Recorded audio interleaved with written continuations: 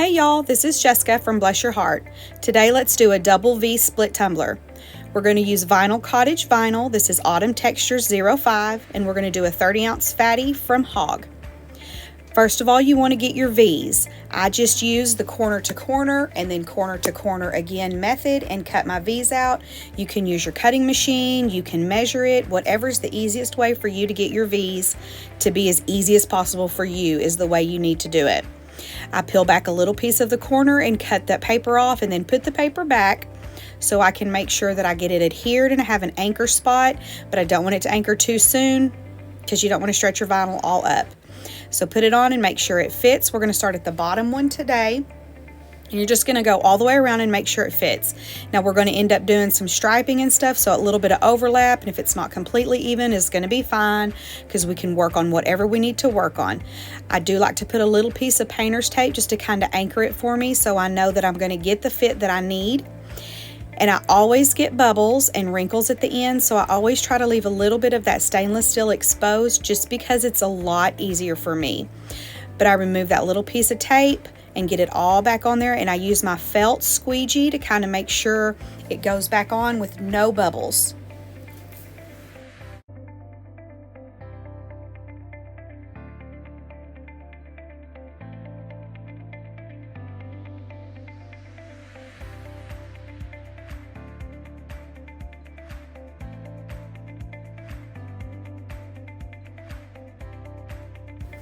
After you get that placed, use a vinyl cutter if there's any raggedy edges on the bottom or whatever. Like I said, we're going to be doing some striping, so it's not really that big of a deal. This is just something I got from Amazon. It's just a generic little cutter, no big deal. After you get that done, make sure that you get it all smoothed and you have no bubbles, and then you want to move on to the top. I like to make sure that my points are the same on the front and the back. They're kind of balanced. That's really all you ever really go for. You're never going to get perfection. You just want to go for a nice balance. I end up using the straight edge of one of these triangles to give me just kind of a guide of where I need to place my point. You just need to use whatever means that is easiest for you to get this to look how you want it to look. That's really the only thing that you need to worry about. You're not going to do something if it's not easy, and you're not going to do something if you can't make it look good fairly quickly. So just do whatever's easiest for you, and the best way for you to do that is trial and error. So in an effort to be totally transparent, this top triangle took me like 9 tries to get. So this is just the final product. I ended up deleting all of the others.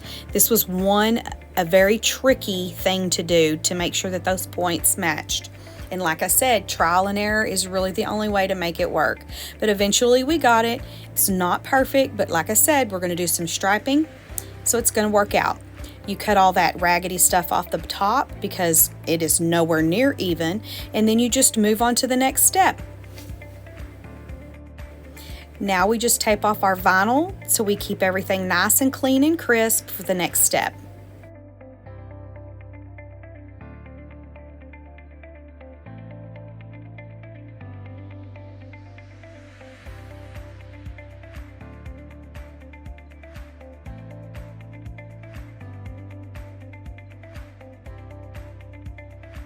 We're going to do an ombre with this black. This is a custom mix. I am using Rainbow Ice from the Glitter Guy and Black Knight from West Texas Glitter. And the top is going to be Sugar Scrub from West Texas Glitter. We're going to adhere our glitter with Mod Podge. You just want to make sure that you get it everywhere you need it and that you try to get your glue as smooth as possible because those lines will show up. We're not base painting because we're going to end up doing another layer of the glitter to make sure we've got nice full coverage.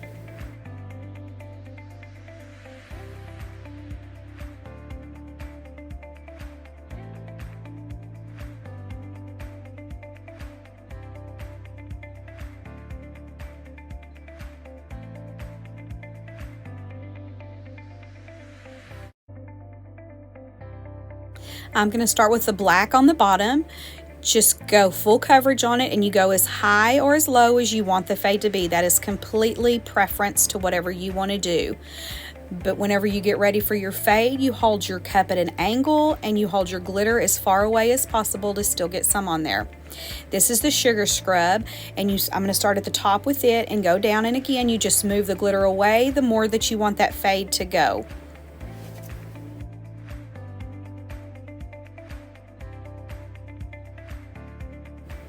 I'm going to add a little bit more black just because I want that fade a little bit higher, but like I said, that is completely preference. I ended up going over the sugar scrub with Patrick Starfish from Create by Firefly just because it was a little pink. So here we are epoxying till smooth, and now we're going to get ready for all of our striping. All of the striping is just various vinyls. That pink, opal, and the gold is from Hobby Lobby. The black is 641, I believe, matte, and the white is 651. I have different widths of the striping cut, and I'm just going to go on each edge of that V, all four of them, with the different various ones. I'm just going to overlap, and I think I'm going to leave these little edges kind of raw like that to where you can see the crosses, just to add a little something different.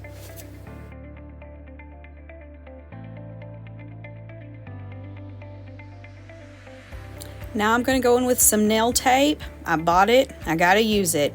I'm getting a little bit better at it.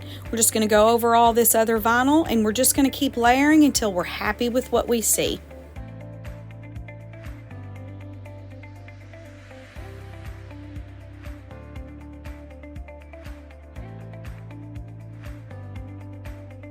And we're going to go outside of the box. I've been seeing a lot of cups where they do all this extra vinyl work, and it is just absolutely gorgeous. So I'm going to try my hand at it. We're just going to go a little bit outside, and we're going to use some more of the glitter vinyl, some more of the nail tape, and we're just going to go, like I said, until we're happy with what we see.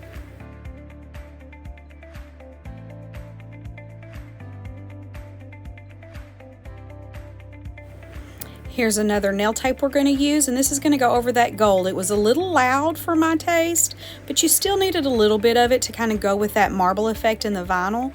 So we're just going to kind of put it over that gold to mute it just a little bit. You can still see it, and it just really adds another little pop of texture. I'm going to end up using two different sides of this textured copper. The smaller one is going to be on the bottom part, and this larger one I'm using is going to be on the top part, and it's just going to kind of give another little textured detail to between all of those vinyl stripings.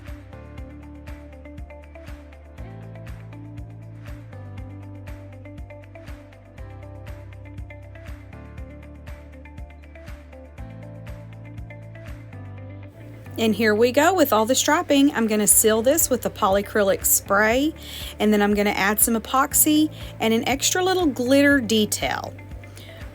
We're going to go in through all of those little pieces. This is aged amber from the glitter guy, and all those little orange pieces that are popping, I'm just going to hand sprinkle a little bit of that kind of burnt orange glitter in on those little spots, and just give us another little texture and something just a little different.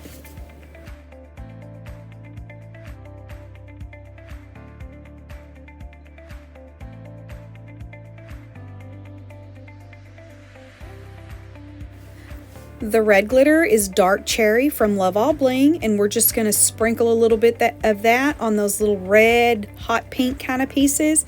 Again, just to add a little something different and just to make it kind of come to the forefront.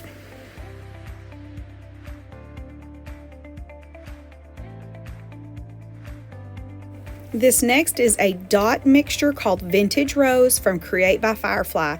It's just got a lot of sparkle, and it's got just different colored dots to it just to add something a little special, because really you can never have too much sparkle in anything.